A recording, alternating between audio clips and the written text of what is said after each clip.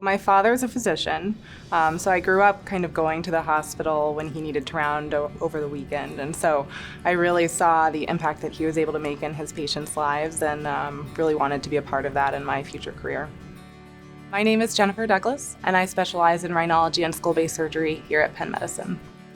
I am an otorhinolaryngologist, head and neck surgeon by training. I've done additional training in rhinology and skull-base surgery, which means I treat kind of the full spectrum of sinonasal disease. That includes as simple things as a deviated nasal septum, as well as sinonasal inflammatory disease, including chronic sinusitis with and without polyps, aspirin-exacerbated respiratory disease, and then some of the more complex patients that I take care of are patients with sinonasal tumors and skull-base tumors. I really like taking care of the full spectrum of rhinology and skull-base surgery patients, so my practice is about 50-50 in terms of inflammatory disease and skull-base tumors. I find the patients with aspirin-exacerbated respiratory disease particularly rewarding to take care of.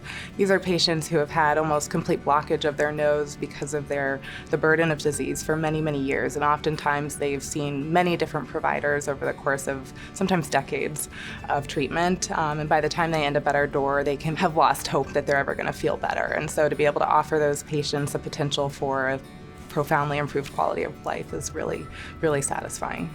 So I think the other great asset of our institution is from a skull-base standpoint.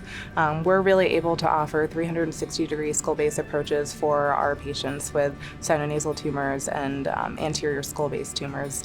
We have a very collaborative team approach between our rhinology and skull-base team, as well as our neurosurgery colleagues. And we're really pushing the field forward in terms of offering advanced approaches, extended approaches, endonasally, all with endoscope, so really minimally invasive approaches. And of course, open approaches if indicated depending on the disease process. But I think the collaboration between the two departments is really strong. It's the same small group of individuals who are working together day in and day out. We communicate essentially 24/7 to facilitate our patients and get them in when they need to be seen and get them through the pre-post operative recovery period.